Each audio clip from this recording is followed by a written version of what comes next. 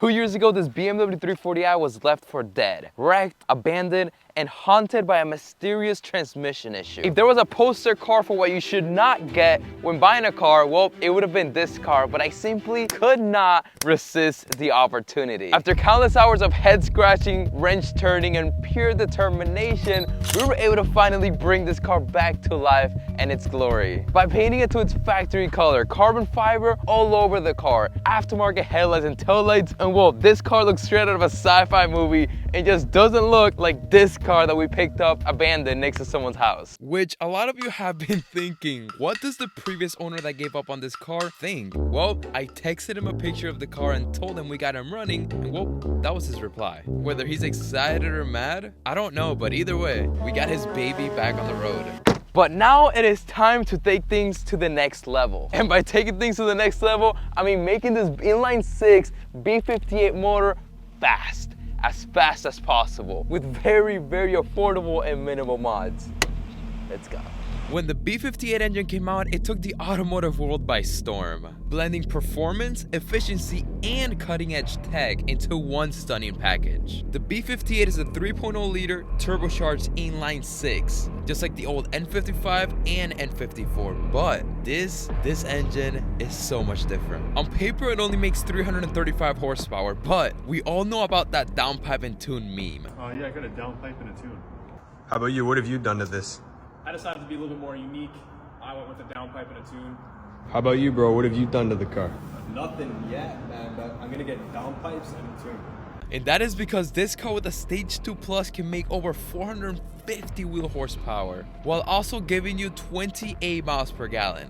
Yeah, that's pretty insane. And not only that, on this channel we have experienced this engine making over 650 wheel horsepower with absolutely no issues. And in general, there's people with over 800 wheel horsepower on a stock engine, B58 engine that is, which is just mind-blowing. And this engine is just so good that even the new Supra comes with it. So yeah, let's get to work. We gotta make this car fast.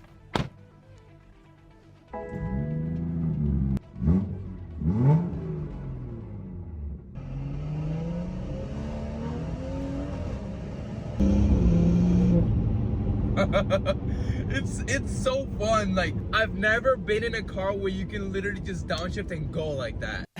Man, this car's fun, but hold on. Before we even get into modifying this car, there's one massive issue we have to fix. Yeah, do you hear that sound? That is the sound of our e-brake lines hitting our drive shaft. And what's crazier? Well, it's completely normal. This plastic bracket that holds the e-brake cable is known for failing, and ours indeed went kaboom. So that's something we have to switch out while we're in there modifying the car. But aside from that, this car feels pretty good. I've never been in a car where you can literally just downshift and go like that. It's incredible. It's insane how fast the B58 platform is just with, I'm pretty sure this car's stock. I just cannot wait to see how this car is gonna feel, sound, and everything after we tune the transmission to the max, tune the car itself, and install all the modifications to push as much horsepower as possible. Woo! Let's go. And I need you guys to, well, let me know, what is the first car you actually modified for performance and tuned? Because we're doing all that in this video, and I cannot wait to go through with everything. Here we go. I'm not gonna lie though, while I was backing up here, it was very sketchy. I don't know how this car absolutely did not get destroyed. But man, look at this front end. It looks so good, but I am noticing something. The fender right here needs to be a little more up and up. So we're gonna fix that by the end of this video. But man, this car looks so beautiful. We did such a good job. And now it is time to make it fast. Starting with the engine. Let's pop the hood. Believe it or not, we're going very simple and very affordable with this.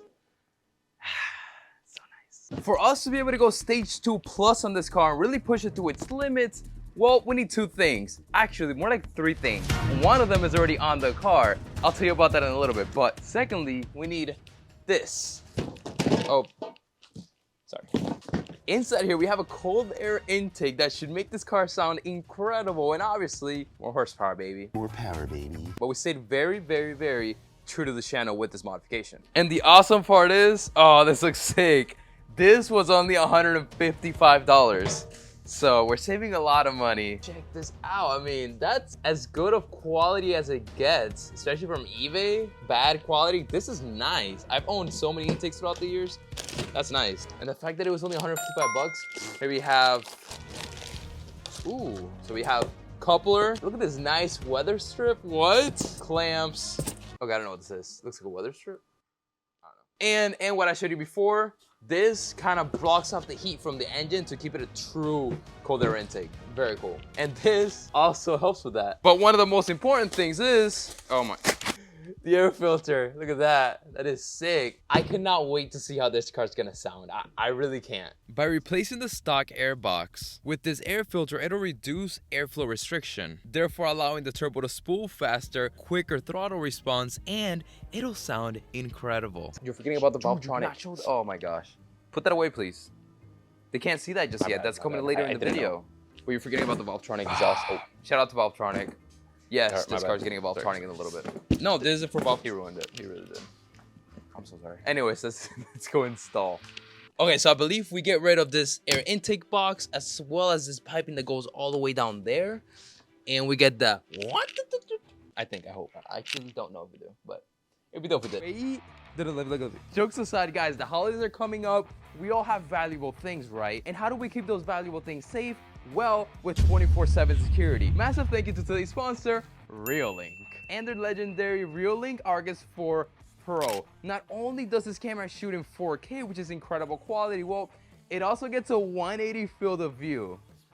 Yeah, and to set it up is quite simple. All you have to do is bolt up the bracket to whichever surface you're gonna mount it on, which there's two, I'm using this one, and then the camera pretty much screws on. But obviously, before putting on the camera, we have to set it up, and it is even more simple. All you have to do is download the Reolink app, scan the code behind the camera, and then follow the easy instructions that are on the screen. And not only is this quality absolutely incredible, it literally gets the entrance all the way to where the garage pretty much ends. And this thing fits 2 cars. That's ridiculous. But now Christopher can spy on me, and I can see exactly what's going on 24/7.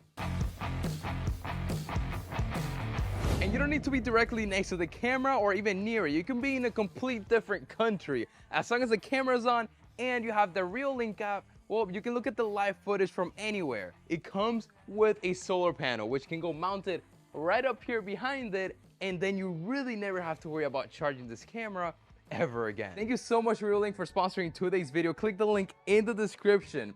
Check it out. Guys, it's the holidays. It's coming up. Get it for yourself right before Christmas or as a Christmas present. It'll give you the peace of mind knowing your workspace or your house or wherever you put the camera is secured.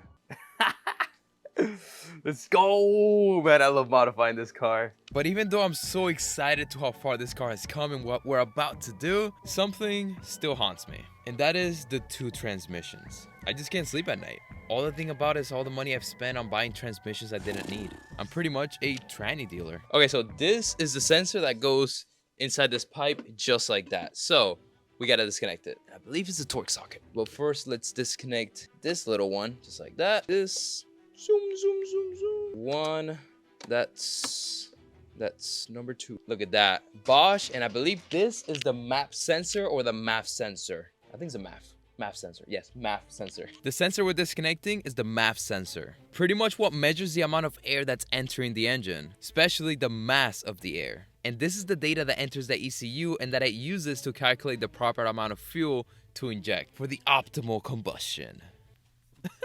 So yes, the sensor is very important. I'm not gonna put this on yet because I don't know the direction. Now, take this out. There's a flathead right here, little bolt. Also, let me know, what was the first car you ever installed an intake on? Mine was my good old Nissan 370Z, and that was legendary. Should come off. Oh. Ow, ow, ow. Oof, boom, look at that. Sheesh, look at that. It's a big old intake box. And as you can see down there, I keep saying it every time, but that is where the single turbo from this car is. How cool is that? I mean, you can just get to it so easily. Wow. Now, I believe that part of the intake that feeds it pure cold air intake stays in there. And as I already mentioned, this car already has one modification it needs for the Stage 2 Plus, and that is the VRSF downpipe right there. So that's something, well, we don't have to touch, which is just really awesome. And why it has the check engine light on right now. If you put downpipes on the car and you don't tune it, oh, the check engine light comes on because it doesn't have any catalytic converters and it reads really weird. Step 2, take this out and it is that clamp. Yup, right down there. How the heck am I gonna get this? All right, I think that's a 6mm. And what's really funny is I just bought a miniature ratchet. So we should be okay. And it is indeed a 7mm. All right, come on, get in there. Eesh. Oh my gosh, that's perfect. All right, if you guys don't have a miniature ratchet, you know what to do. Wow, that's incredible. Wow. Look at that. That should be illegal. Okay, but then I discovered something very weird about this car. Woo. Is this glued on? What the heck? So many interesting stories about this car. This is hands down the most interesting car I've ever owned. It's like plastic glued on or quote unquote plastic welded on. Or is that RTV? Either way, that's definitely not good. So this, no bueno. And what's really cool is that now you can get a good view as to what exactly we're doing. This intake goes connected directly to the cold side of the turbo. The pipe comes out of the turbo, makes a 90-degree turn, and then sort of like a 180-degree turn to the wheel well where the intake goes. Very cool to see. And that is why when putting this on, we should be hearing a lot more turbo sounds. But okay, now that we know how things work, a little bit at least. Oh, shoot. Let's start putting everything back together. And it starts by putting the coupler that goes into the pipe that comes out of the turbo. And then the hard aluminum pipe. Okay, the camera completely dipped and didn't record what I was doing. But after struggling for 5 minutes, I figured it out. It goes like this. This part is for the fender, obviously. So we're just gonna... And then the hard aluminum pipe connects to that. 150 bucks, keep in mind. Which is also where the map sensor goes. And then after that... Dun, dun, dun, dun, dun. Whoop, I messed up. I forgot to put this on. Let's put it on. This... goes right in here. Ooh, that looks nice. Look at that. Much better. That's how it's supposed to be. Now we can put it back in. And this weather strip goes down here. This is probably the nicest thing I've ever bought for 150 bucks. So not only has the fitment been pretty awesome, it is still a true cold air intake. This is perfect. Check this out. Thanks to this box, the cold air comes through that pipe and well, pretty much leaves everything in. And the awesome part is it goes bolted into an existing stud in the chassis of the car. So the fitment is so awesome. Yeah, we're still waiting for the fender liner to come in.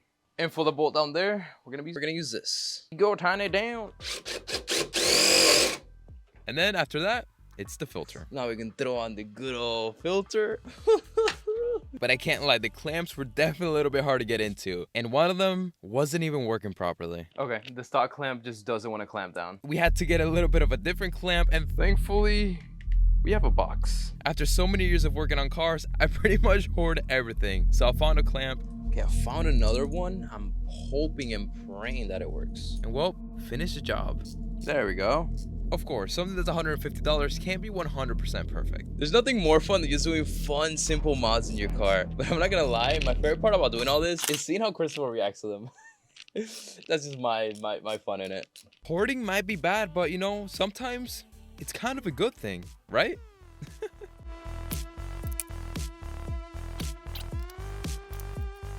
And now we can throw on the nice plate that goes over the filter. Boom. But it doesn't reach here, so he's gonna move a little more back. Cool. Oh, there we go. Nice, got it. Which goes held in by 4 Allen bolts, and it really makes everything feel very nice little bolts. Very complete. I like this way more than the filter being exposed. Just looks a little bit classy, which I'm all for. Whew, I almost forgot. There's also one extra mounting point right behind the intake. So we did a simple bolt, washer, nut, and that is on there. Very good. But then right when we're getting to the finish line, something happened. One bolt. Damn. No, God! But turns out I spent all that time for nothing. The new intake comes with its own bolts that are specific to the intake. But after all that hassle installing an intake, whoo, man, does that look good. She is ready to purr and make some beautiful turbo sounds. But of course, we're not done just yet. We're just getting started. Man, does that look good. But we're done with the front of the car. Now it is time to install what you just saw, and something I've never installed before, and it's such a blessing. I'm genuinely so excited for this one. Valvetronic. Right over there. And that is a whole Valvetronic exhaust. We gotta give a massive thank you to Valvetronic for once again sponsoring the build. Previously, I gave away a universal dual muffler Valvetronic exhaust. The guy that won the giveaway received it, he loved it. Well, now it's time for me to have my own Valvetronic exhaust, and that is on the 340i. If you're looking to buy an exhaust and it's not a Valvetronic, you're just not doing it right. I mean, this is so sick, man. Known for the best sounding, most aggressive, high quality, and conventional exhaust you can get. And I just can't believe we're putting it on my BMW 340i. Massive thank you to them. There you go, there you go, there you go. There's an easier way to go about this. Here we go. Okay, right off the bat, packaging is awesome. Here is the controllers for the opening and closing the gates. This thing is so sick. The BMW 340i, a machine built to dominate the streets. And what better way to do that than with the greatest exhaust? I present to you the Valvetronic muffler kit that's going on this car. With the Valvetronic, this isn't just sound, it's an experience. Open valves, and you won't get stopped for loud exhaust. Go, sir. Will this work for you? I can't seem to find my license, but... It's genuinely the best of both worlds. You simply can't tell me this doesn't look absolutely killer. But funny enough, we're gonna have to use this because I think there's gonna be a lot of chopping and putting on, which I'm always up for. You guys know I love chopping up stuff. So excited. I do keep mentioning, but man, has this car come far? Look at us, installing a whole Valvetronic. Who would have thought? But hey, we did it. We're here right now. And the best part is, these exhaust tips aren't gonna look so bad anymore. We're gonna have some nice carbon fiber ones to get rid of these stock chrome, very small exhaust tips, which we simply don't really like. All right, family, here we go. It is that time in the videos where we represent, we represent where you guys are from. We just got to. So, 5 flags are gonna go up. We're running out of space, so I'm thinking we're gonna go around the dartboard from now on. Cause yeah, so we're gonna fill this up. Let's go. As always, we're gonna do the little magic right here. 3, 2, 1. Boom. Look at that, we finally got to a highly requested one. India, Sri Lanka.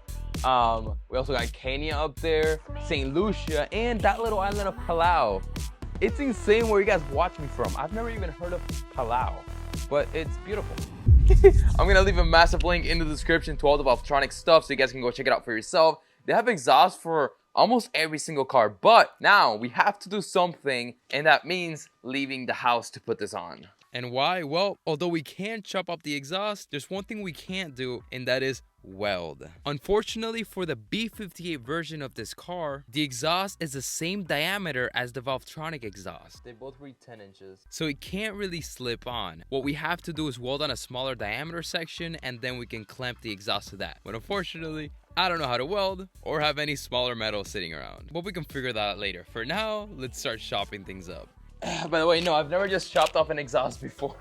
But I'm gonna be very careful doing this. We are going to cut a lot less than we actually have to, just in case when we get there and we try to put this on, it doesn't quite fit because I messed it up. So, yeah. Oh, there's the bolt. Haven't taken this out in a little bit. To be 100% safe, I'm gonna be cutting right here. Don't try this at home, be careful. I've never done this before. So let's get it, baby. My plan here is very straightforward. Chop off as least as possible just to make sure I'm not overcutting, because that won't be very fun. Oh my gosh. I almost just died. I wish I was recording that. Whew. Okay, now to take the muffler on is this hanger here, which is the 13mm, and this hanger here, which is another 13mm. First things off, let's disconnect the actuator.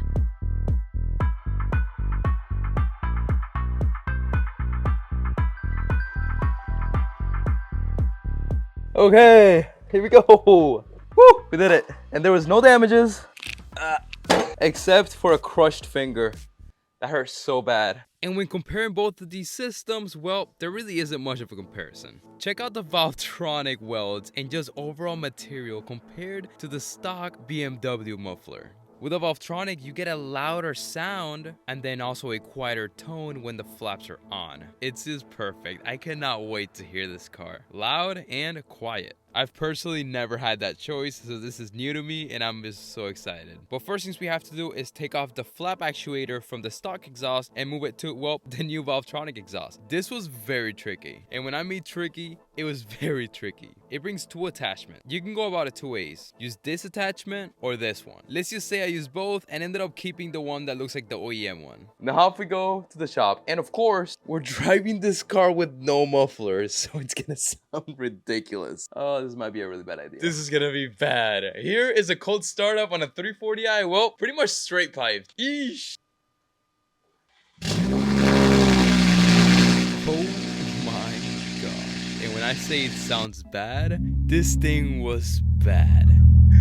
Let's get this exhaust on ASAP. Everything is shaking right now. Well, let's just say I had a very bad time, and to be honest, I felt bad for everybody around me. This is horrible. I wasn't having fun, and they for sure weren't having fun either. Oh, it pops though. It pops. The drone is so bad, the whole car's shaking. Oh my god. Okay, let's go to the shop already. But thankfully we made it to the shop, no issues whatsoever, until I got to the shop. I actually cracked that front lip. Yup, it lasted me 24 hours and I cracked it. I have to learn how to drive lower cars again.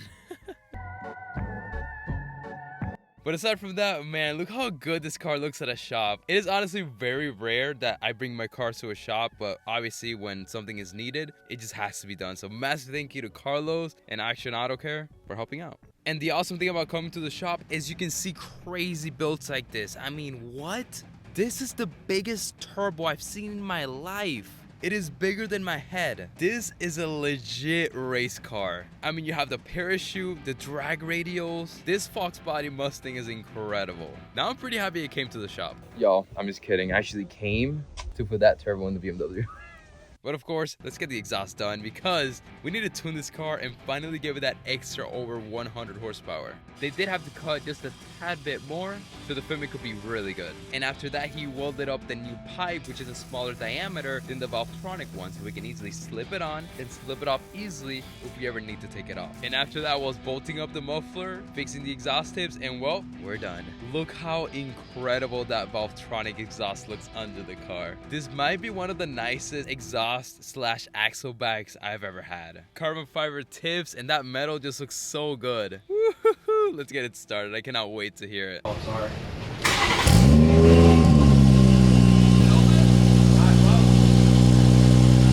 Yeah, that was very anticlimactic. Turns out, even when I put it in sport mode and sport plus mode, the flap simply didn't want to open. It was stuck closed. And even after I installed the harness and let it idle for a little bit, it still didn't want to open. But I'm not gonna lie, with the flaps closed, that drive home was incredible. We have to figure out why the flap is still closed and it's not opening when I'm switching to sport mode. But let's do a pull with the flaps closed and just see how it sounds. Sport mode, there we go.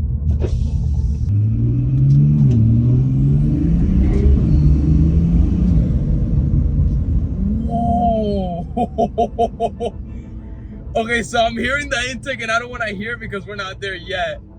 But what?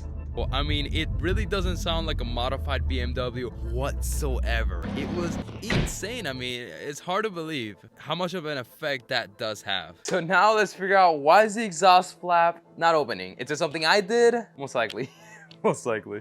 Or it could be that the little motor for this car doesn't work, but then again, this car was always so loud on cold start and I feel like the flap was open. Actually, before we get into troubleshooting, I just really want to know, how does this car sound with the flap open? Okay, I'm gonna figure out what is going on, but I just manually opened the flap because I have to hear what it sounds like with, well, the flaps open. And how I'm going to do this is by completely removing the exhaust actuator, which we have to do either way when we troubleshoot what's going on with it. And then I'm gonna manually open the flap. Here we go.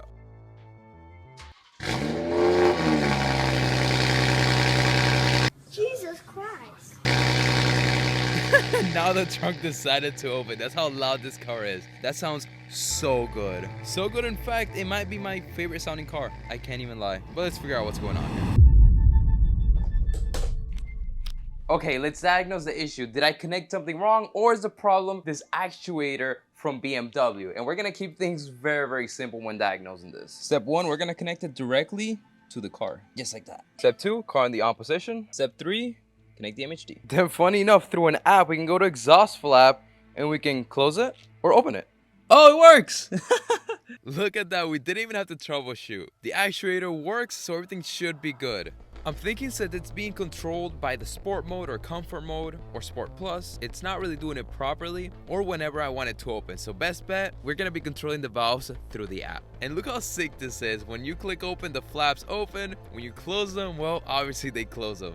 It's crazy how far technology has come where you can do such cool things like this. And this is gonna be great because we don't wanna piss off my neighbors even more. This might be bigger than tuning the car, which we're about to do, because with this little piece right here, we can finally get rid of the e-brake cables ripping on the drive shaft. And when we're accelerating and going fast, well, we're not gonna hear that annoying sound, or just driving in general. So this piece itself costs $20. Now they do make an upgraded billet one for $130, which I'm definitely not gonna buy. This job should be fairly easy, so if it breaks a couple years down the line, I'm okay with replacing it again. And if you were to take it to a dealer, this will cost you around $1,000, which is insane. So yeah, we're definitely doing it ourselves. But before we get into fixing the issue, I do want to adjust the exhaust tips. I believe they can be a little bit more aggressive. In my opinion, they're a little bit too far in. They need to stick out just a tad bit more so you can really see the Valvetronic logo and, well, just make it look more aggressive. And how we do that is pretty simple. We loosen up the clamps that hold the exhaust tip to the exhaust itself, push it out a little bit more, and then, well, tighten up the clamp. Wow, look at that. Look at that. This is the horrible sound and the issue we've been hearing since we purchased the car and got it running. That's the issue. Yep, that's the issue right there. The e-brake cables are not being held by anything to the firewall. So every time we accelerate, it just drags, well, on the drive shaft. And I'm noticing there's like no room to work with. So we gotta figure this out. It's crazy that that's normal. Pretty much from what I'm able to see, this bracket is being held on by one 13mm nut, and then it should slide back. But the issue is there's like no room to work with. And the one thing I don't want to do is drop the gas tank. Yeah, I couldn't really figure out, so we went to plan B. What is plan B, you may ask? Break the bracket. With a good old pry bar. When in doubt, take the pry bar out and go ham. Finally, let's go. Woo. There it is. And as you can tell, it is missing that piece. Whew. Let's go. But even after taking out the bracket, we could not remove the remainder, which is a metal sleeve that goes through the grommet in the bracket. And the reason is the stud is way too long and we can't drop the gas tank low enough to where the little metal piece can fall out. What a nightmare. I'm really about to give up at this point. Now I understand why this is a $1,000 job, and it's one of those things where I thought it was gonna take 30 minutes and I've been going at it for 2 hours. Ladies and gentlemen, we got him. Finally. But things didn't end there. I didn't understand that the easy part was actually removing the bracket and the metal piece. The hard part is putting everything back the way it needs to go. And let me tell you, I'm never doing this again. I just found out why it's a $1,000 job. I don't know how I got that bracket in, but we're almost there. Now we just need to get the lines into the retainer, but this wasn't that difficult. We used very long nose pliers and we had just enough room to be able to squeeze it together. And well, everything is secured and we should be good to go. Thank you, Lord. I'm actually never doing that again in my life. Never in my life am I doing that again. 100%. If I had known that would take this long to the point where it's literally nighttime out, I probably wouldn't have done it right now. And now I understand why it's over a $1,000 job if you want to take it to a dealership. But we did it myself. Now it should be actually enjoyable driving this car without hearing this horrible noise. Now it is time to tune it. Oh yes, the almighty tune. What we've been waiting for this whole time. It is time to add to this car over 100 wheel horsepower. Yes, you heard that right. This thing is going to be nasty, disgusting. And it really just shouldn't be illegal to add this much horsepower this easily. All you need is a phone and an MHD. Woo, here we go. We're about to tune this bad boy. Woo. All you need is to connect the MHD dongle, open up the MHD app, flashing on stage 2 plus, baby, and we're getting rid of the cold start. Here we go. Flash a map, connecting. So there's stage 1, stage 2, and stage 2 high pressure fuel pump. We still have the stock high pressure fuel pump, so we're going with stage 2, 93 octane, auto 8 speed. Wait. I didn't need a license or anything. Oh, never mind. Obtain license. Thankfully, we do have a I thought this car was tuned for a second. Here we go. Putting in the new license key, and then we would have unlocked pretty much everything on this app. We can do whatever we want. Burbles on, burbles off, loud burbles, low burbles. Obviously, we're going to do burbles on, max burbles. Very obnoxious, but we do have the Valvetronic that's gonna help us out with just that. All right, so everything's loading. Success, we got our super license. Let's go. Flash MHD map. Oh man. Here we go. So we're gonna go stage 2, boom, 93 octane. Oh, we're gonna go with options, burbles and everything. Okay, so aftermarket downpipes. Remove top speed VMAX limiter. Boom. Get out of here, baby. Exhaust burble on. Oh, the duration on base, very little. Duration on sport, we'll do like a 2-second duration is good. I think that's good. Aggressiveness, not OEM style, baby. We're gonna do hard. 2,000 RPM, 2,500 RPMs. I don't like burbling that much. Max 800, minimum speed, it doesn't matter. Cold start, noise reduction. Yes. Exhaust flap always open in sport mode. Yeah, I like that. Startup roar. What does that mean? I'll take that.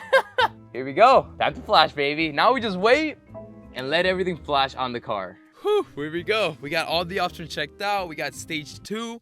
Now it is time to flash the car. Here we go. The best part of all, we just sit here and wait. Whoa. Flashing stopped. With the old white BMW, you didn't have to unlock the ECU. With this car, well, turns out you do. The DME software needs a bench unlock. What does that even mean? Looks like tuning a newer BMW isn't as easy as I thought it was gonna be.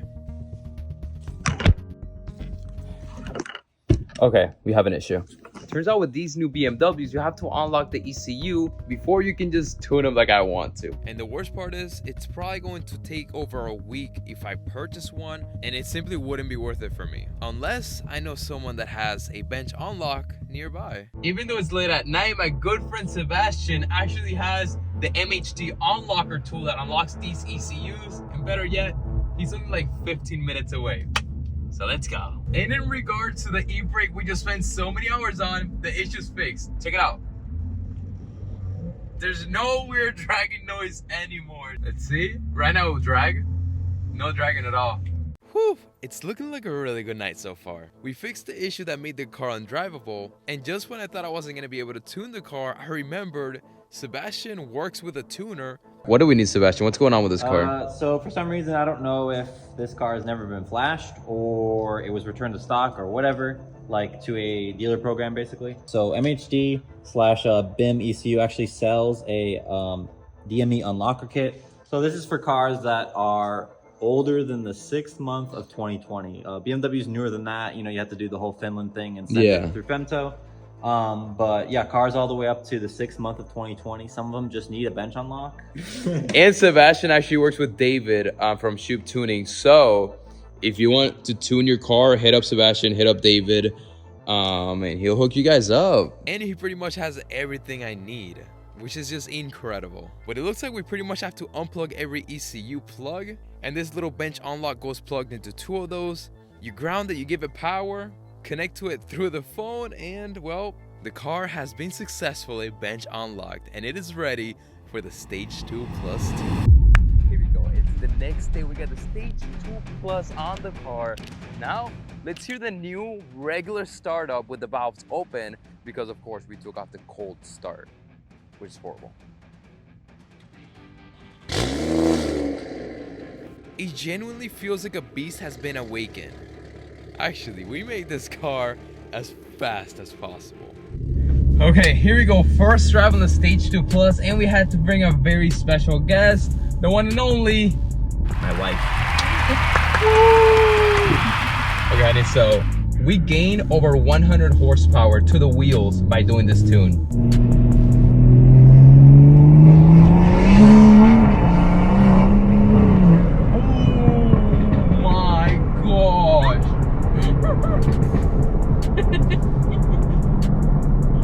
I felt like we were just like teleporting across the street. What?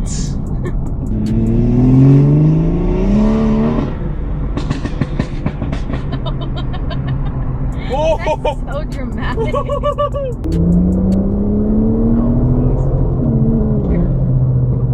Wow! Those are the loudest pops I've ever heard in my life. Woo! That 100% worth it. Thank you, MHD, the eBay intake, Valvetronic, the downpipe from BRSF. That's ridiculous.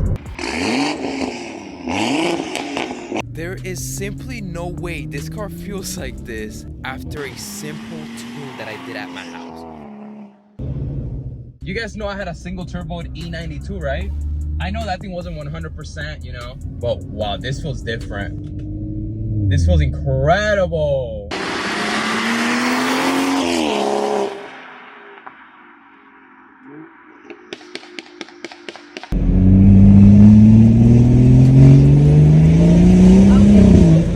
Yo, that's ridiculous. What? That is crazy.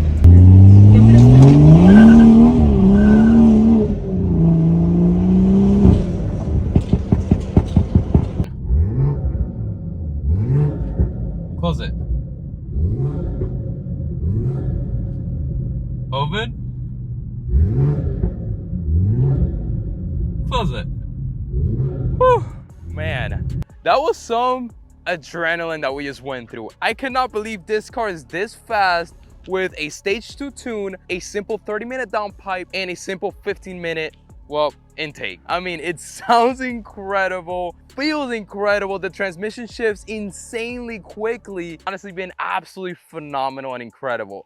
The newest car I've ever owned, and the fact that we only got it for $8,000, I know I keep saying it, but it's truly incredible. But I know what a lot of you guys are thinking. Wait, whatever happened to the transmission tune? Wait, what was the point of doing all of that?